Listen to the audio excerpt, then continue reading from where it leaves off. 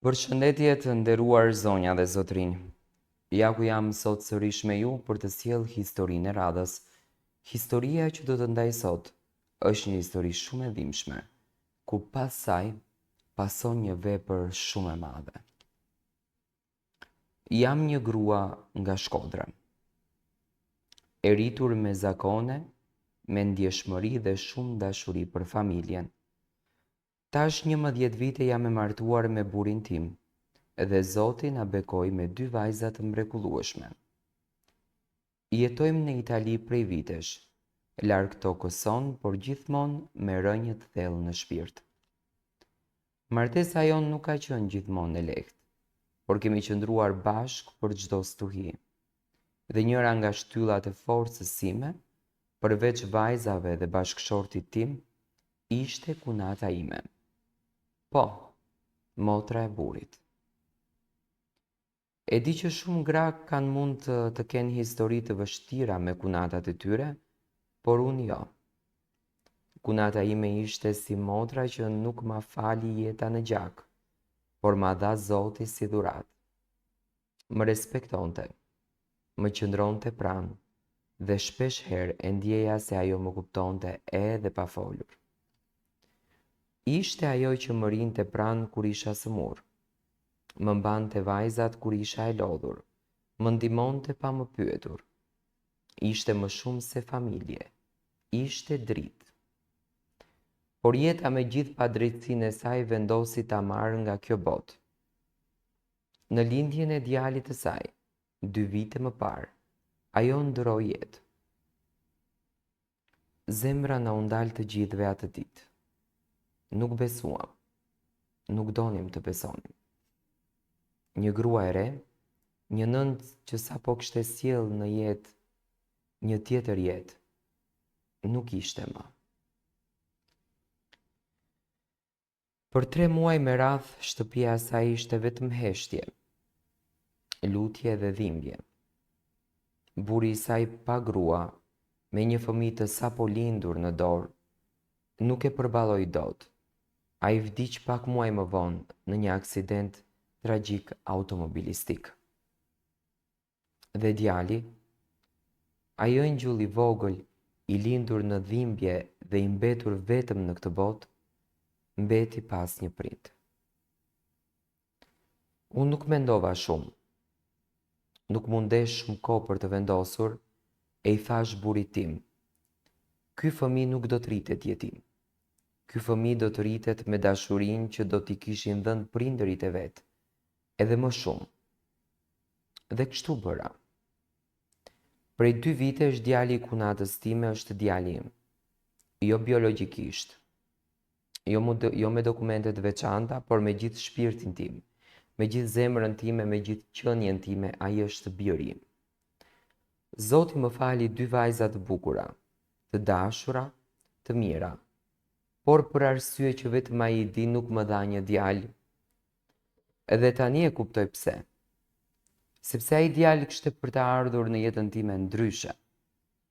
Sepse Zoti ma solli në një mënyrë që do të mësonte më shumë rreth dashurisë, sakrificës edhe besimit. Ai nuk më theret nën, por më shikon me ato sytë e tij të mëdhenj, plot dritë, dhe aty më flet gjithçka. Më zgjat dorën në mëngjes, më përqafon kur e çoj në gjumë, më vrapon drejt kur i hap krahët. Ai më njeh si nën, sepse dashuria nuk kërkon gjak, kërkon përkushtim. Sot jeta jonë është e mbushur me 3 fëmijë, 2 vajza të bukura dhe një djalë që ka ardhur në këtë shtëpi për të na bërë më njerëzor, më të ndjeshëm dhe më të plot. Nuk dua më të mbetem shtatzën. Jo sepse s'dua fëmijë të tjerë, po sepse Zoti më tregoi që dashuria e vërtet nuk është vetëm ajo që lindim vetë, por edhe ajo që zgjedhim të arrisim, ta duam dhe ta mbrojmë. Ai është dëshmia ime që dashuria nuk ka kufi. Ai është trashëgimia e një gruaje që unë do ta dua gjithmonë, si motër, si ëngjëll që na vështron nga lart. Ai është biri që Zoti më zgjodhi ta kem, jo në bark, por me zemër.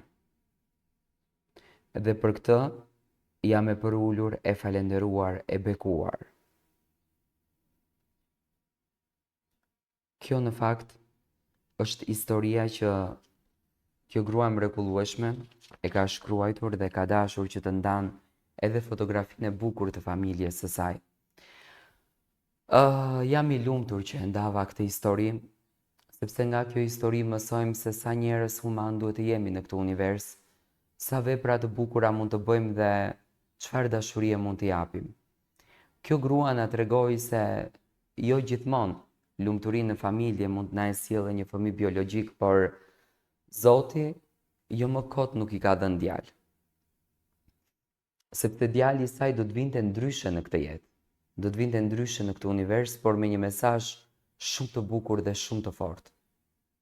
Andaj dhe dëshiroja të ndaj këtë histori për të gjitha ato njerëz të cilët ndeshen në situata të këtilla në jetë, ndeshen në ngjarje të këtilla në jetë, që mos u mendoni dy herë, por bëjeni atë vepër që ju ka mbetur në duar, sepse lehtësoni një shpirt në parajs dhe gradoni veten tuaj në gradat më të lartë drejt krijuesit, duke bërë vepra unike dhe të mrekullueshme. Nuk ka më bukur se sa të shohësh nga një nën e cila po vetë quhet nën në këtë rast, një vepër të këtillë. Një vepër humane, fisnike dhe shumë domethënëse që një grua di të bëj ndaj një djali të vogël i cili në këtë botë kërkon vetëm dashuri.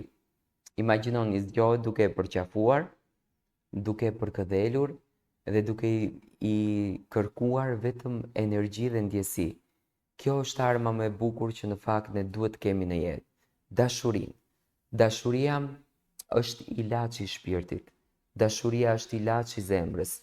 Dashuria është gjithçka në këtë univers. Çdo gjë e bukur që mund të jetë, çdo gjë e bukur që mund të ketë, kjo është dashuria. Andaj le të tregohemi sa më shumë hynor dhe sa më shumë paqësor dhe le të bëjmë këto vepra. Unë gjithmonë e kam thënë, jo të gjithë e kanë fatin të bëhen prindër, por ka fëmijë që presin për kujdesje, presin për dashuri, presin për lumturi, presin për mirësi, dhe këto fëmijë janë këto jetimët që kanë nevojë për dashurinë tonë, kanë nevojë për mbikëqyrjen tonë, kanë nevojë për respektin tonë.